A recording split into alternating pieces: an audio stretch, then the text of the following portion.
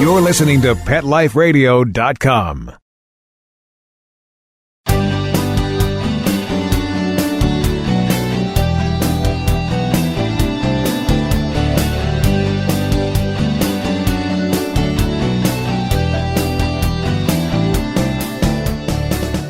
Welcome to Max A. Pooch's Awesome Animal Advocates on Pet Life Radio. I'm your host, Keith Sanderson, animal advocate, writer, and human companion to Max A. Pooch, canine crusader for animals and the environment. Max and I thank you for joining us, and we dedicate this episode, as we dedicate every episode, to those amazing people who work to save the lives and/or improve conditions of companion, domestic, or wild animals.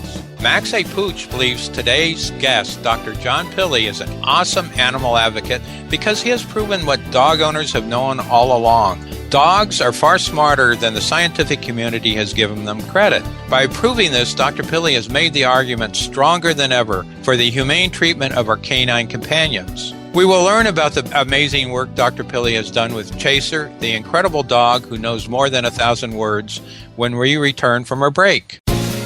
We'll be right back, right after these messages. Stay tuned. Dyson. The new Dyson Animal Vacs are powerful bagless upright vacuums for homes with pets. Air muscle and radio root cyclone technology generates the strongest suction power to powerfully remove dust, dirt, and pet hair from the home or car. To order your Dyson Animal Vac, go to DysonDeals.com. DysonDeals.com to order your Dyson Animal Vac today. Dyson. Music to your ears.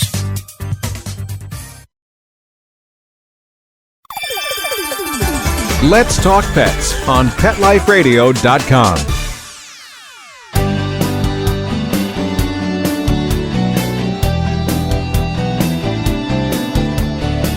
Welcome back to Max A. Pooch's Awesome Animal Advocates. I'm your host, Keith Sanderson, and our guest is Dr. John Pilley, who is Professor Emeritus at Spartanburg, South Carolina's Wofford College. He's also human companion to Chaser and author of Chaser, Unlocking the Genius of the Dog Who Knows 1,000 Words. Hi, Dr. Pilley. Thank you for being with us today. Hi, Keith. Glad to be with you. Well, I've been looking forward to this. I read your book, Chaser, Unlocking the Genius of the Dog Who Knows 1,000 Words, and really enjoyed it. I thought it was a great read containing a good mix of how you trained Chaser, tested her to meet the scrutiny of the scientific community, and is a demonstration of the bond between human and his dog. Could you tell us, our audience, a little bit about your work and why you believe Chaser's achievements and your research demonstrate some really, really astounding facts about dogs? Well, our goal has been to teach a dog elements of grammar. The goal of there is to enhance the communication between humans and dogs. So we started with our Border Collie as soon as we brought her home at the age of 8 weeks. And right away then, we began to teach her words. But before we could teach her words, we had to teach her some few behaviors, such as sit, stand, come, find, fetch. And once she learned those verbs, then we were able to take a ball or an object like a ball and throw it. And then, because she chased it and was emitting her instinct, it was play. And so our procedure was to give the object's value with play. So the ball took on play. And after the ball took on play, then words began to take on value.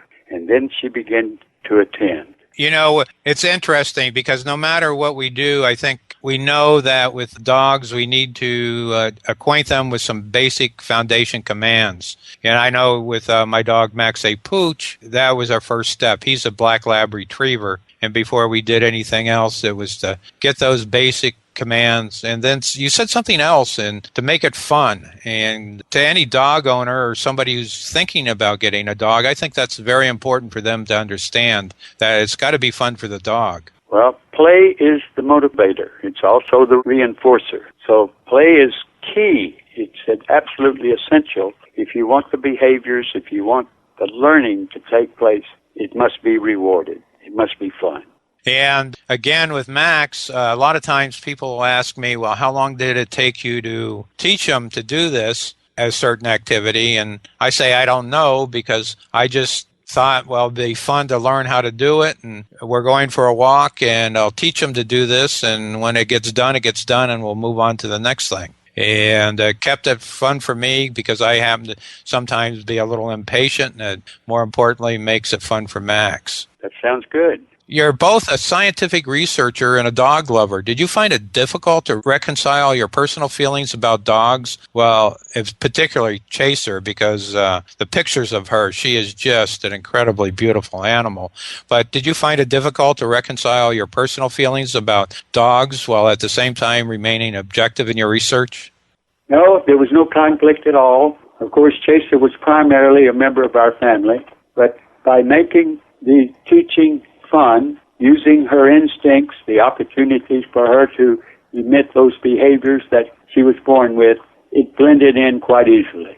Well, that's interesting because I know a lot of times that dog owners are accused of reading things into their activities of their dogs that science doesn't believe is there. But reading your book, I see how you really followed the protocol as far as doing some research and keeping the subjectivity out of it. Well, that was very important because if you're going to teach words and claim that the dog has learned the names of those words, you need to control for visual cues. And so in our experiments, that was at the top of our mind, recognizing that it was necessary to control those visual cues. Well, and so you did blind and double-blind tests and all the kinds of things that critics would expect you to do in order to prove your thesis. That's exactly what happened. I was not able to observe Chaser, and Chaser was not able to observe me when we gave her those tests in all the different situations. Max is a black lab, and black labs have a reputation sometimes for being inconsistent in what they do. And I wondered, might that inconsistency be to the fact that maybe their sense of smell is high and occasionally they catch a whiff of something that just blocks out whatever else they're doing? And has there been any attempt to measure the scenting abilities of Border Collies compared to other breeds such as hounds or retrievers or pointers? Well, scent is something that is common for all dogs. It's stronger in others. And Chaser also has this strong scent. It's enjoyable for her to find things on the basis of scent. So it was necessary to emphasize the auditory cue. Now, the auditory cue took on value over and above the scent with the play situation. So as long as she was chasing an object and finding an object, and the ball is rolling to her and she's being praised, that overpowered the scent cue. That's interesting because I've learned something with Max, and that's how they train bomb-sniffing dogs. Max doesn't sniff out bombs, but he can find, amazingly, plastic bottles, which I always thought probably were inert and didn't have a scent to them. He can find them from quite a distance when they're hidden in brush and things, much like if he were looking for a fallen bird that had been shot while hunting. It really made me realize that there's a lot more going there than just the sight when he went looking for bottles. Oh, and of course, to your point, it's a lot of fun for him. There was one situation where it was fun to watch, and you could see the scent use that Chaser had. We would hide an object, hiding the object in such a way that there was no scent trail. And then we would ask Chaser to come out, and we played the hot and cold game. She learned the words yes and no. Yes meaning that what she was doing was correct, and no meant, okay, you're not doing what we want. And so we use yes and no like children in a hot and cold game. So as soon as Chaser would come out of the room, she would rush out of the room, another room, a better room. She would come into the living room using that scent, nose. Well, we would give her the yes, no, but she moved so quickly that it was hard to tell at times, but very soon in our play, she would lock in on the yes, no. So it was instantly when I said yes, she would continue in that direction. And when I said no, instantly again, she reverses direction. Wow, that's great. Now, Border Collies have the reputation of being, as a breed, the most intelligent or one of the most intelligent breeds. Do you think that it might be because Border Collies probably are still doing the work they were bred for, while a lot of other breeds may have been dumbed down because not much is expected of them except to make us happy? Well, what we think is that over the centuries, farmers, in working with their sheep, if the dog did not keep the eye on the sheep and did not give the ear to the farmer, then they did not breed them. And so with Border Collies, through the centuries, there has been this strong tendency to breed the best with the best. And so our hypothesis is that that long history of the breeding has built in some kind of a mechanism where the dog gives more attention to the words of the farmer. Well, that's interesting because, if you take a breed like Labrador Retrievers, it's almost where their strains still have the hunting, and a lot of them that, because there's such a big population, they're just bred for pets and not necessarily for the gene that makes them good retrievers, that they don't even retrieve anymore. It may be the old saying, this dog don't hunt. And it would seem that it might be that is being lost from some breeds, where breeds like Border Collies, which are still being used in a lot of them for the work they do, that ability is kept in them. Does that make sense to you? It does. Interbreeding is going to mask, I'll put it that way, the inborn traits, the instincts of breeds. Yeah, because I have a lot of dog walking friends who have labs, and they have hardly any inclination to do what, they were bred for. They're fun dogs, and they will chase a ball. But Max, on the other hand, who is a rescue dog, but is a lab, he still has that innate instinct. I mean, in fact, that's why I taught him to pick up bottles, because there wasn't anything to retrieve as far as pheasants or partridge or anything, or ducks here in the suburbs, and I wanted him to do what he was wired for and had a strong instinct to. We need to take a break right now, but when I return, I will ask Dr. Pilley how he feels about the cognitive ability of dogs. We'll be right back, right after these messages. Stay tuned. Hi, this is Tim Link, animal communicator and pet expert and host of Animal Rights on Pet Life Radio. Have you ever wanted to know what your pet is really thinking? Do you want to find out if they truly understand what you're trying to tell them? Ever wish you could build a better understanding and closer relationship with your pet? Well, now you can.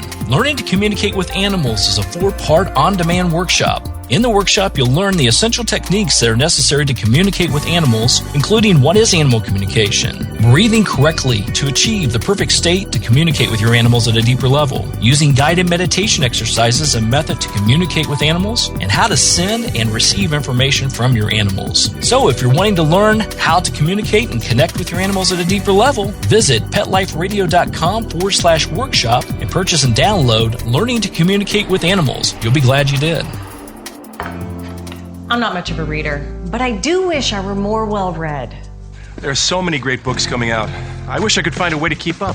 Audible.com makes it easy to stay well-informed and catch up on your reading simply by listening. Audiobooks from Audible turn downtime into uptime. You'll be more productive and become well-read. Now I'm able to catch up on all the great books I've been wanting to read. With Audible, I feel smarter. Pet Life Radio listeners, try Audible.com now and get your first 30 days of Audible Listener Gold membership plan free. And get a free audiobook. Choose from over 100,000 titles. To get this great deal, go to audibledeals.com. That's audibledeals.com. Hi, I'm Dr. Jeff Werber from Ask the Vets with Dr. Jeff here on Pet Life Radio. We want to hear from you. Listen in. We're on every Thursday, 1 o'clock Pacific time, 4 o'clock Eastern time here on PetLifeRadio.com. We are here for you. We're trying to make life with your pets even better. I know that's hard to believe. It can't even be better than it is, and hopefully it's fantastic already. The goal here is to answer your questions, help you out with your problems, anything you really wanted to know, but maybe you're afraid to ask your veterinarian, or maybe it was just too expensive to go to your veterinarian just to ask a few simple things. So that's what you got me for here at Pet Life Radio. Ask the Vets with Dr. Jeff. Call in. We'll see you here on Thursdays.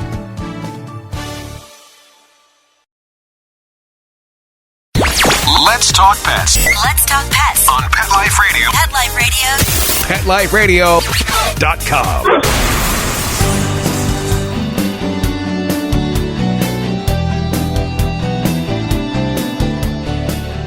Welcome back to Max A. Pooch's Awesome Animal Advocates.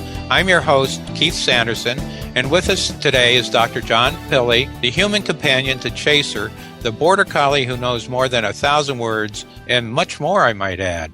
Dr. Pilley, from what you've said, how you've talked about Chaser and you described her in your book, she sounds like she's a lot of fun, and I can relate to that, and I'm sure every human companion to a dog can relate to that because dogs are great fun. And while Max can't do nearly the number of things Chaser can do, he understands an amazing number of words and commands and directions. And like most dog owners or dog companions, I truly believe he has the cognitive capability to respond to new challenges based on past but different experiences. Am I just being a dog owner and anthropomorphizing Max's actions, or do you believe dogs are that intelligent? Yes, yes. Dogs are very intelligent, and our research demonstrates that.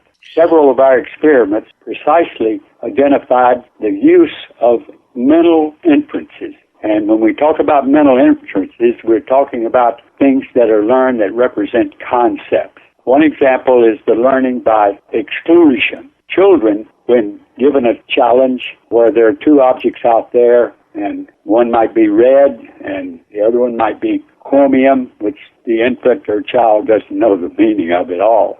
So when the teacher says, find chromium, the child does not know that word, but they go over and inside of their heads probably they think, well, if she wanted the red one, I would give her the red one. But she didn't ask for the red one, so it must be this one over here, this chromium, which is really a green color. When we tested Chaser with a very similar experiment, much more complex, lo and behold, Chaser was successful in making that mental inference of bringing me the correct novel object that she had never seen and never heard the name of. I've seen similar things in Max where he not only knows the gate in our yard, but he knows gate when I refer him to a gate, a fence gate somewhere else. And some of my neighbors are amazed. They'll say, how does he know that? Because we sort of accidentally discovered that is he learned to run to the gate when the ball I was throwing went on the other side. And I made the inference, I guess, that he was making that connection. Ball on other side of fence, run to a gate, and somebody will open it for me. Am I reading too much into that action? Not at all, not at all. What we have found is that the more challenges we give to Chaser, the more likely she is to make a mental inference. I'll give you a very simple example. There's a big ball, kind of a balloon type, that at Walford where children do their stretching exercises. Well, to give Chaser a challenge, to have to make an inference, I say to Chaser to pop, take big ball. Now, she knows the name of the big ball. So what do you think she did at first? Well, she ran and pushed the ball away. So she discovers, we can't play with the big ball. So she discovers over successive trials, well, that's not going to solve the problem. So now she goes out and goes on the other side of the ball. So she's made a mental inference. What he wants me to do is to solve the problem, I have to learn how to nose the ball. And that's what happened.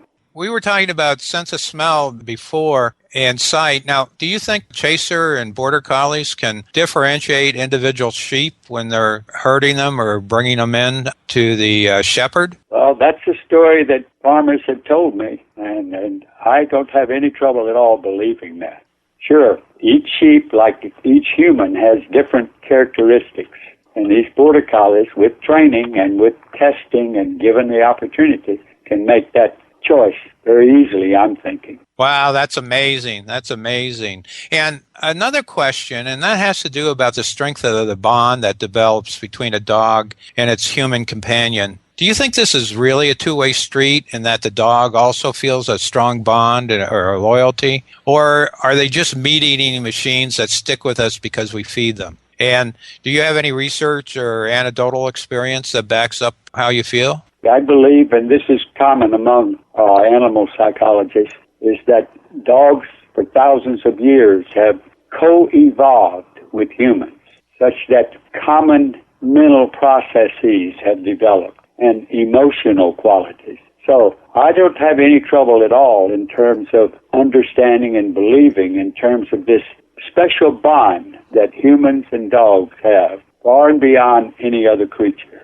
It would seem to have to be true, even though it hasn't maybe been scientifically proved, because of that coevolution and interdependence of the two species. I think it's probably unique in all the animal world.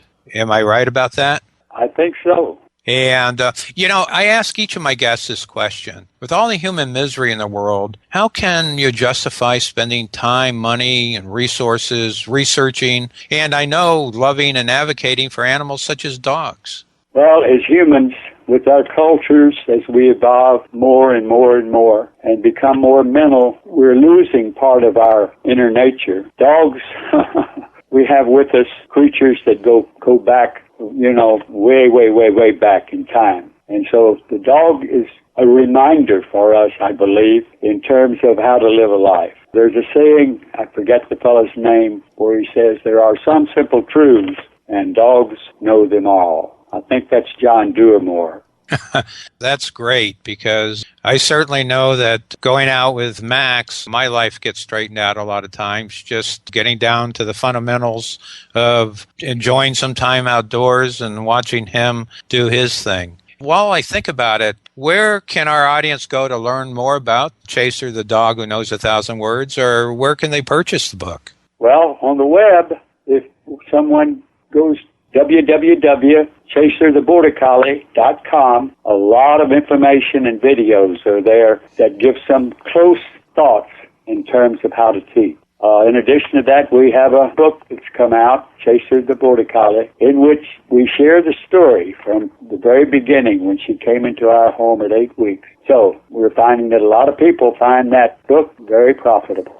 I do want to ask you this, is that, sometimes a movie will come out or something, 101 Dalmatians, for instance, or Lady and the Tramp. After those movies, Dalmatians became just incredibly popular as pets, and then Cocker Spaniels after Lady and the Tramp. And that could be possible that a lot of people who hear about Chaser think, boy, I need a Border Collie or I want one, and they go out and get one. Would you have any advice to people in my audience before they actually did something like that?